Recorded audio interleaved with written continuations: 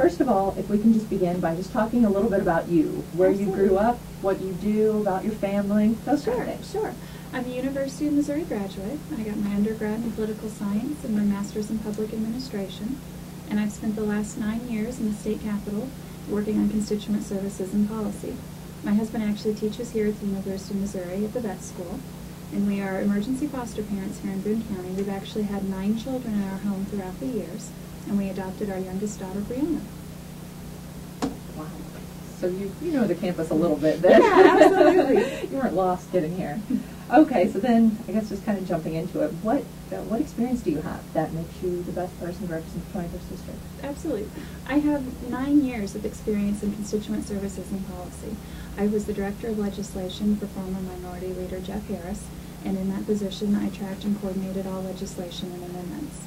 In constituent services, I've been helping people attain health care, helping communities apply for grants.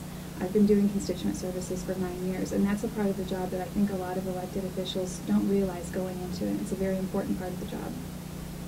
Okay, and then from your perspective, what do you see as the biggest challenges or the biggest issues that are on people's minds in the district? We have several issues that are facing the state of Missouri and the 21st District specifically.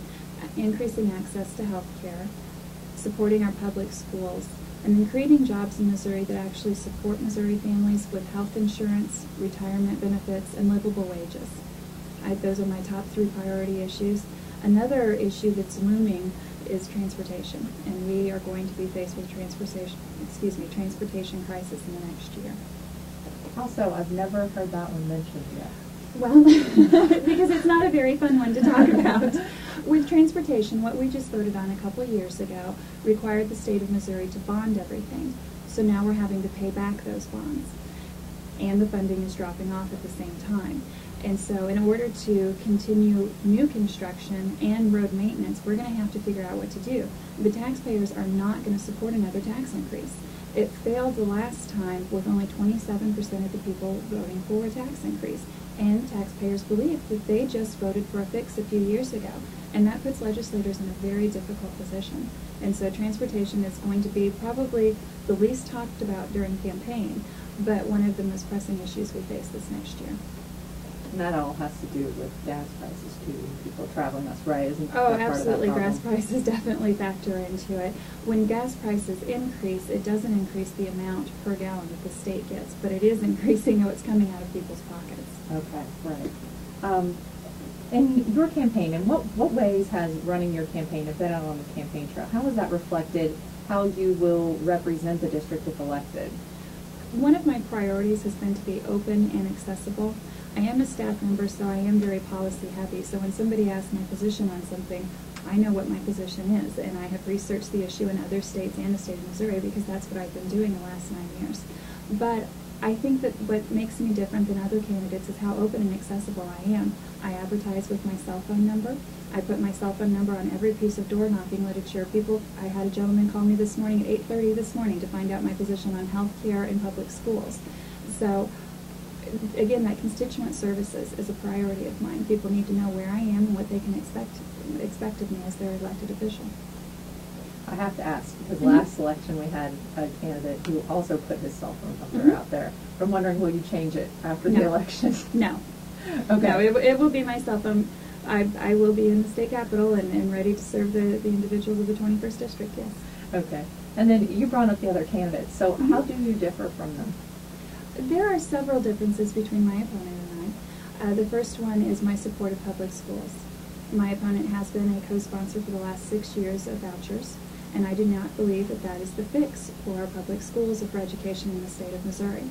I believe we need to invest in policies that actually improve education, such as making sure that we retain our qualified teachers in the classroom.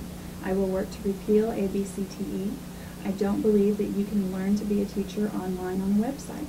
I believe it requires the hands-on experience.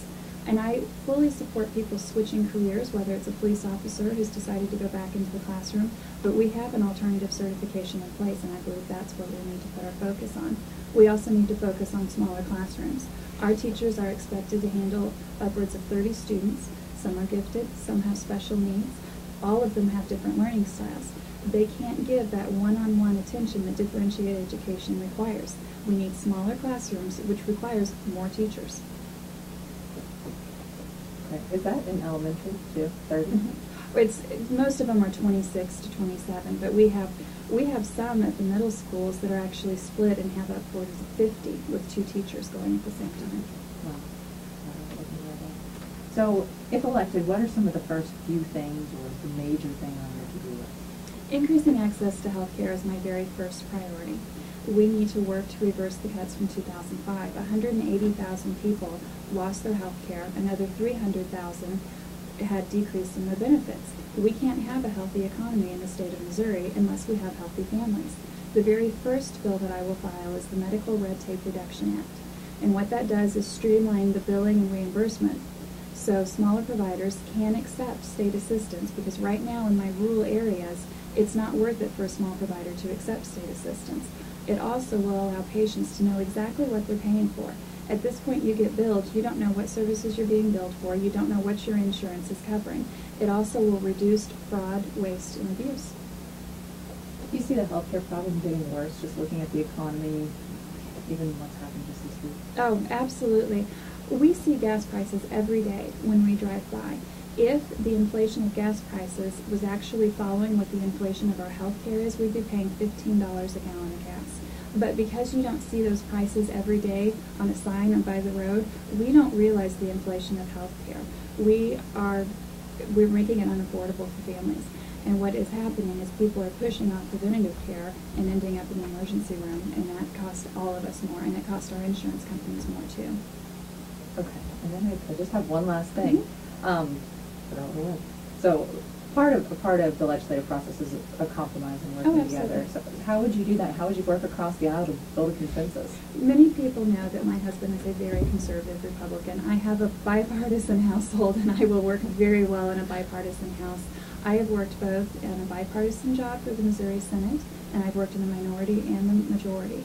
So how you get things done is a bipartisan effort, regardless of whether you're in the minority party or the majority party. We need to work to push work back down to the committee level. And this isn't a very fun topic, so you don't hear me political stumping on it much. But what we've done is we've taken, instead of having 16 to 20 people sitting down at a table and working out a compromise, we push it through the committee level right up to the House floor. The House floor is where we have our political amendments, our gotcha amendments, and we don't work on policy anymore. If we move the work back down to the committee level, we can actually start to craft policies.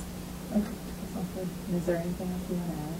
Sure, I would love to go ahead and add my cell phone there, like I said. If you have any questions on where I stand on an issue that's important to you, just give me a call on my cell phone. It's 573-239-0510, or check out my website, kellyschultzfor21st.com. Okay, that sounds good. Thank you so much. Thank you.